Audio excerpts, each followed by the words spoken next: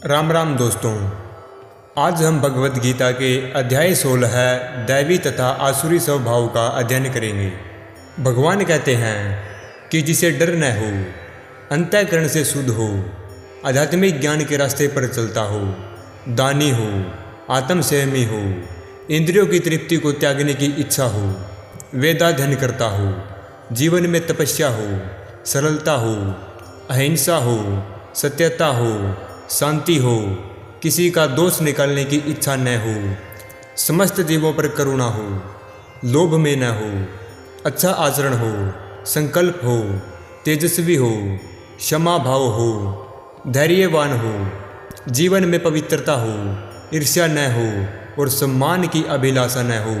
ये जितने भी गुण हैं ये सभी दिव्य है, जो दैवी प्रकृति से उत्पन्न देवतुल्य पुरुष के लक्षण है। दैवी लक्षणों के बाद श्री कृष्ण अब आसुरी पुरुष के लक्षण बता रहे हैं और कहते हैं कि जिसमें घमंड हो, क्रोध हो, क्रूरता हो और जिसे ज्ञान न हो, ये सब लक्षण आसुरी स्वभाव के हैं। इन लक्षणों से हम सामने वाले के स्वभाव को जान सकते हैं, उसके बर्ताव, व्यक्तित्व का परीक्षण कर सकते हैं। जैसे कि इस अध्याय में 2 प्रकार के स्वभावों का वर्णन है। इनमें से दैवी गुण पुरुष को मोक्ष दिलाता है, लेकिन आसुरी गुण मनुष्य को जन्म मृत्यु के बंधन से बांधते हैं। श्री कृष्ण ने कहा, अर्जुन तुम चिंता मत करो, तुम दैवी गुणों से युक्त हो। इस प्रकार दोस्तों आप भी चिंता न करें। अगर आप में भी दैवी गुण हैं तो आप मोक्ष की प्राप्ति के राह पर हैं। श्री कृष्ण ने सभी प्राणियों को 2 भागों में बांटा, दैवी और आसुरी। इनके अलावा मनुष्य की कोई भी प्रकृति नहीं है। इनमें से जो गुण आपके अंदर होंगे, आपके मन में होंगे, आपके हृदय में होंगे, आपकी भी वैसी ही प्रकृति होगी।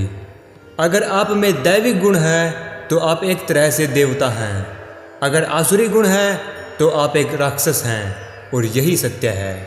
श्री कृष्ण कहते हैं कि जो आसुरी है वे ये नहीं जानते कि उन्हें क्या करना है और क्या नहीं करना। वे सही गलत का फैसला नहीं कर पाते। वे खुद की ही प्रकृति को नहीं जान पाते कि वो कैसा है। वो केवल मनमाने काम करता है, न तो वो अंतःकरण से शुद्ध है और न ही बाहर से। उसका आचरण भी सही नहीं होता और न ही उसकी बातों व कर्मों में सत्यता पाई जाती।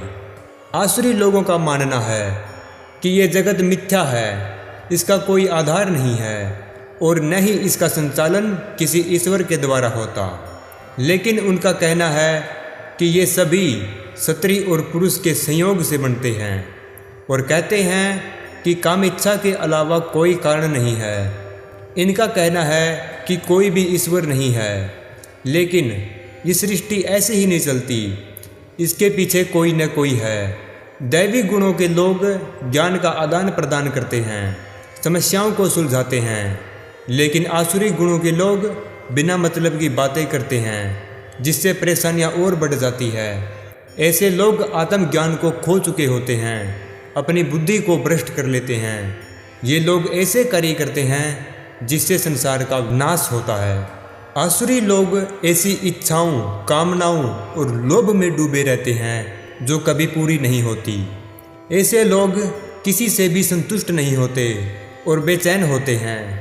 ये लोग अज्ञान के कारण मिथ्या भरे सिद्धांतों को अपनाते हैं, भ्रष्ट आचरण में रहते हैं। ऐसे लोग मोह में पड़कर कुछ समय की आनंदित वस्तुओं या आनंद को पाने के लिए अपवित्र कर्म करते हैं। उनका कहना है कि इंद्रियों की तुष्टि ही मानव सभ्यता की मूल आवश्यकता है।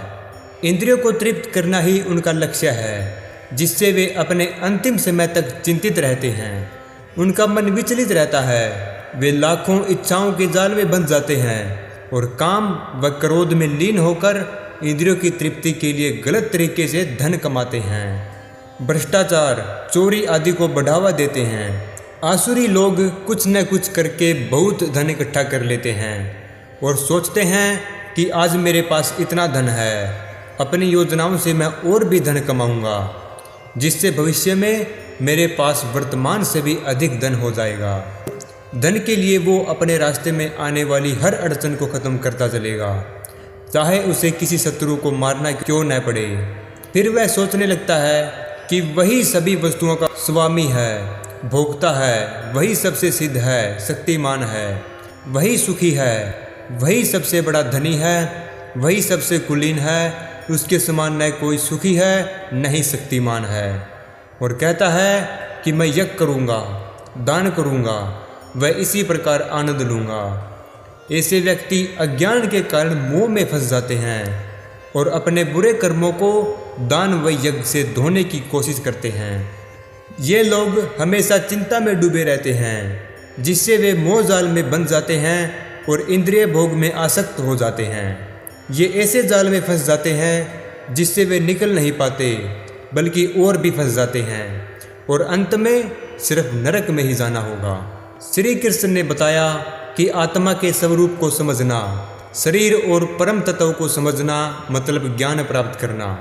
लेकिन आसुरी लोग अज्ञान से अपने आप को श्रेष्ठ समझते हैं, सदैव घमंड करते हैं, संपत्ति और मिथ्या से मोहित होकर किसी भी विधि विधान का पालन नहीं करते, बल्कि नाम मात्र के यज्ञ करके इन्हें लगता है कि इनके सारे पाप धुल गए, लेकिन पाखंड से कुछ नहीं होता। ऐसे लोग श्री कृष्ण को नहीं मानते। जैसा हाल कंस का हुआ था वैसा ही इनका होगा, क्योंकि ये मिथ्या, अहंकार, बल, दर्प, काम, क्रोध में मोहित होते हैं, जिससे ये लोग दूसरों के अंदर ही नहीं बल्कि अपने अंदर भी परमात्मा को नहीं देख पाते, बल्कि वे इन सब की निंदा करते हैं। यही नहीं, ये दूसरों से द्वेष और निंदा करना ही इनका आनंद है। ऐसे लोग ईर्ष्यालु, क्रूर और नीच होते हैं। ये आसुरी लोग मनुष्य योनि से भी गिर जाते हैं और पशु योनि को प्राप्त होते हैं। आप जानते ही हैं कि पशुओं में ज्ञान नहीं होता। अज्ञान को ज्ञान बताने वाले को असलियत में अज्ञान में ही भेज दिया जाता है। हे अर्जुन, ऐसे लोग आसुरी योनि में तो जाते ही हैं और बार बार अनेक बार आसुरी योनि में ही जन्म लेते हैं। ऐसे लोग हमेशा धन दौलत और भौतिक सुखों की कामना करते हैं, इसलिए वे सत्य को नहीं जान पाते और हमेशा माया की पूजा करते हैं, जिससे वो श्री कृष्ण को प्राप्त नहीं हो सकते और वे और भी नीची योनि में जाते हैं। दुनिया में जितनी भी बुराइयां हैं उनका मूल कारण काम, क्रोध और लोभ है। श्री कृष्ण बताते हैं, अगर आप में इन तीनों में से कोई गुण है तो उसे त्याग दें, क्योंकि इनसे आत्मा का पतन होता है, जिससे हम नरक में जाते हैं। यानी काम, क्रोध और लोभ नरक के द्वार है। इन्हें जितना जल्दी हो सके छोड़ दें। तो आप बताइए दोस्तों, आप कहाँ जाना चाहते हैं, स्वर्ग परमात्मा के पास या नरक में? जो भी इन तीनों में लिप्त होता है वो भगवान को प्राप्त नहीं हो सकता। लेकिन जो अपने मन और बुद्धि से सत्य को जानकर इनसे मुक्त हो जाता है, जिससे वो किसी और का नहीं बल्कि खुद का ही कल्याण करता है, जिससे वो व्यक्ति श्री कृष्ण को प्राप्त करके परम गति को प्राप्त हो पाता है। अब आपके पास दो रास्ते हैं, स्वर्ग और नरक। इनमें से आप कोई भी चुन सकते हैं।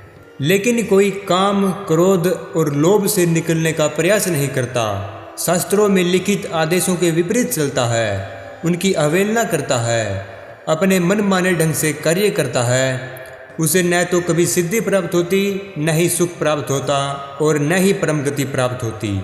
दोस्तों, मन माने ढंग से कार्य करने का अर्थ है कि जो अपने मन में आए वही कर देना। इससे पता चलता है कि वो व्यक्ति अपने मन का गुलाम है। लेकिन श्री कृष्ण कहते हैं कि तुम मन के गुलाम मत बनो, बल्कि मन को अपना गुलाम बनाकर उस पर राज करो। इसी में तुम्हारी भलाई है। और मनुष्य को जानना चाहिए कि शास्त्रों के विधान में कौन से कर्तव्य और कौन से अकर्तव्य है, यानी हमें कौन से कार्य करने चाहिए, क्या अपनाना चाहिए और क्या नहीं करना चाहिए और क्या नहीं अपनाना चाहिए। विधि विधानों को जानकर हमें अपने कर्म करने चाहिए, जिससे हम ऊपर उठ सकते हैं, इससे हम अपने लक्ष्य तक पहुंच सकते हैं। इस प्रकार दोस्तों, भगवद गीता के अध्याय 16 का समापन होता है। राम राम।